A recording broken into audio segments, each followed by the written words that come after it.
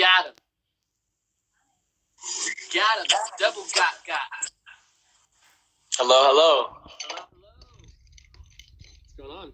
Hey, if you had to pick a song to be introduced to, what would it be? That's tough. A song to be introduced to. Yeah.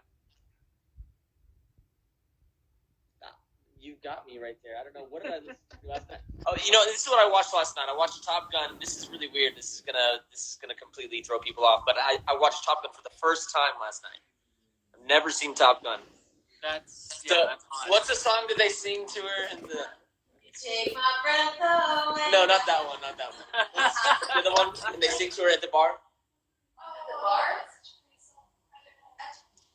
They're all singing at the bar. Oh yeah. Okay, but you don't remember what that is? Okay, we'll look it up. Anyways, the song that he sings at the bar is classic, and all the top fighter pilots go and sing. I got the. Is it Hot Summer Nights? No, it's not Hot Summer Nights. Through the Fire. He's got it as well. Yeah. Oh, Great Balls of Fire. No. No, I don't know if that's. No, that's not my intro song.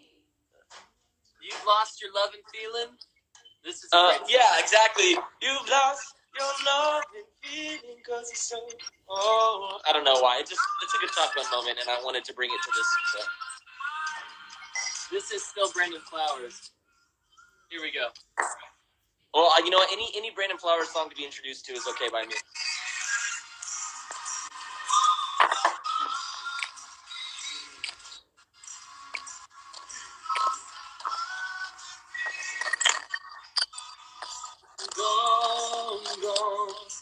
Whoa. Yeah. So. And I'm here. And you're here. So that's your intro. Do you have coffee or you're drinking coffee? Do what? Is that coffee? What is that? Yeah, this is coffee. I usually do. I'm not usually, but I've been doing more English breakfast tea. My jar's a little bigger. You need more coffee than me. See, it takes a very small amount for me to get hyped. Yeah, like I said, remember when we were filming, you used to drink coffee throughout the day. At least I did. Yeah. Now I have my jar of coffee in the morning, and then I'm done. You're set. See, I like the art of refilling and making it again, something about it. So I'll do a small thing of English breakfast tea. Or I'll do a couple of coffees. I know. That goes along with it. English breakfast tea. With my girlfriend, had got me like much more into drinking English tea. So yeah. Clyde. Yeah. So hey, tell me. I want to know how this whole thing has been treating you. What's something that you feel like you're missing out on right now? I know that you've got your family with you and stuff, but what's one thing that this quarantine is taking away that you're kind of like, man, I wish this wasn't happening? I've been trying my best to not have those things because they've already come up.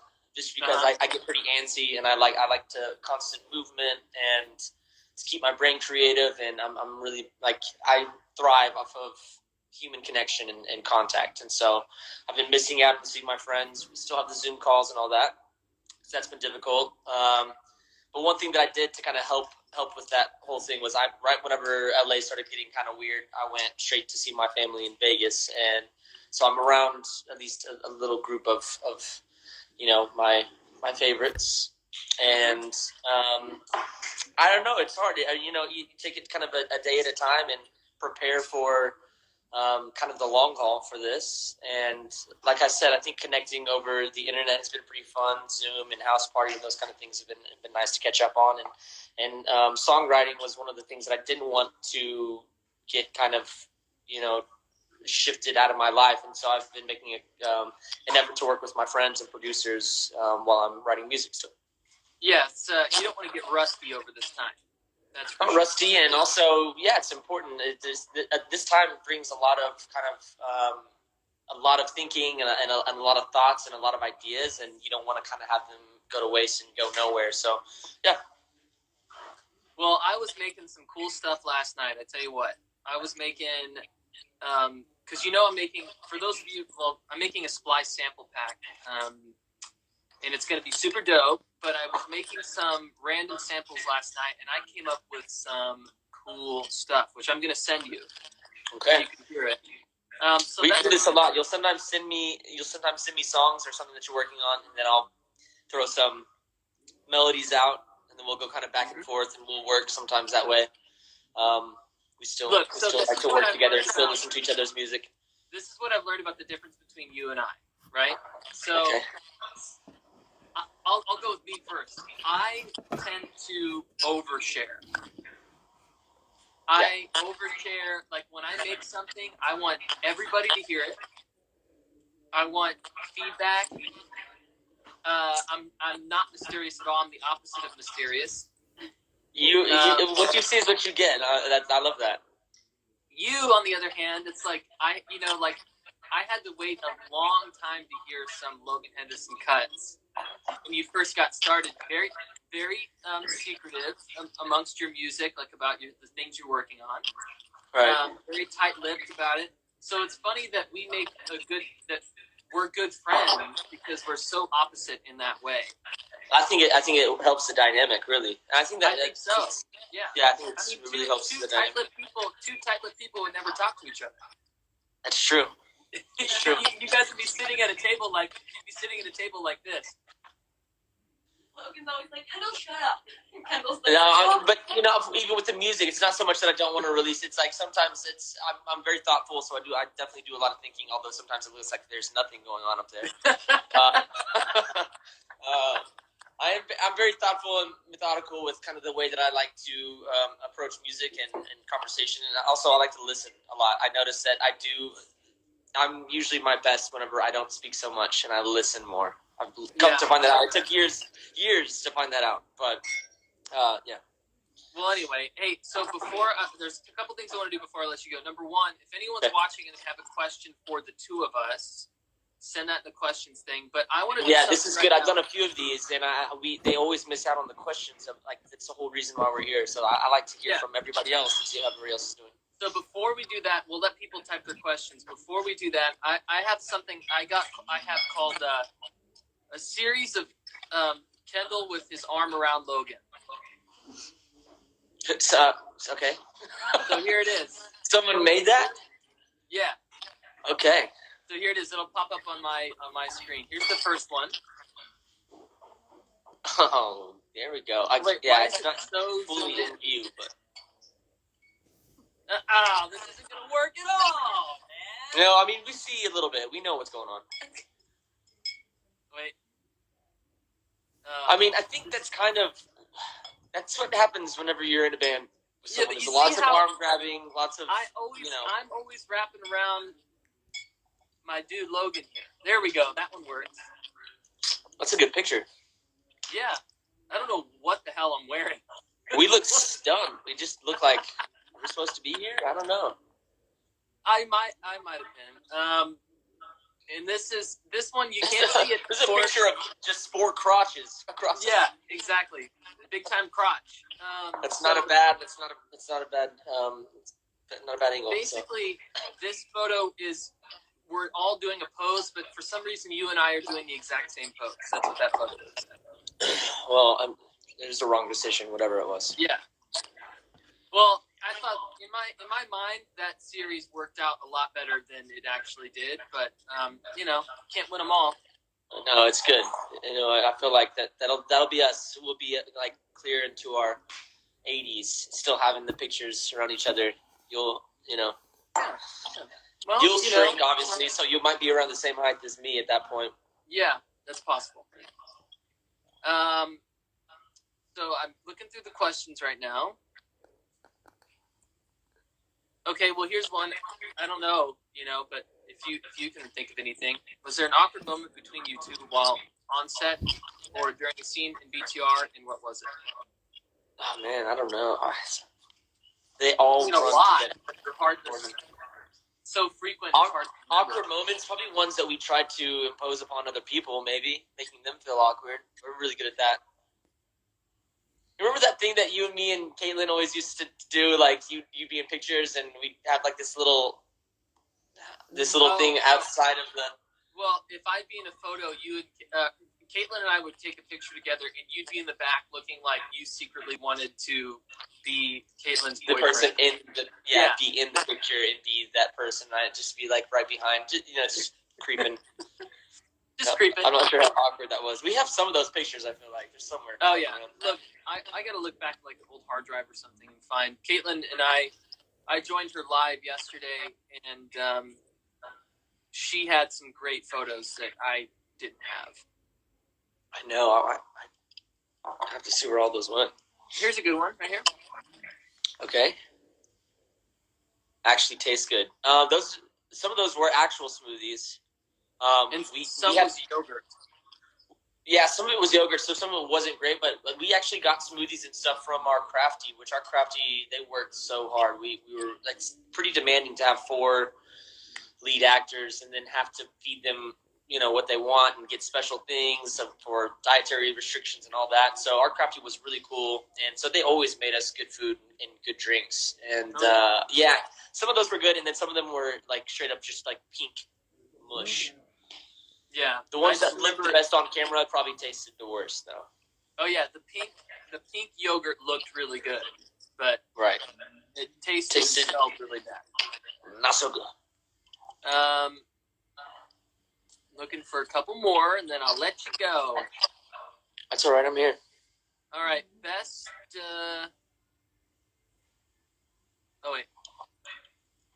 Best memory you guys have together. There's so many. There's so many good memories. That's really hard. I don't know. There's been so many good memories. It's hard to place one memory outside of the other. We've done some really cool things.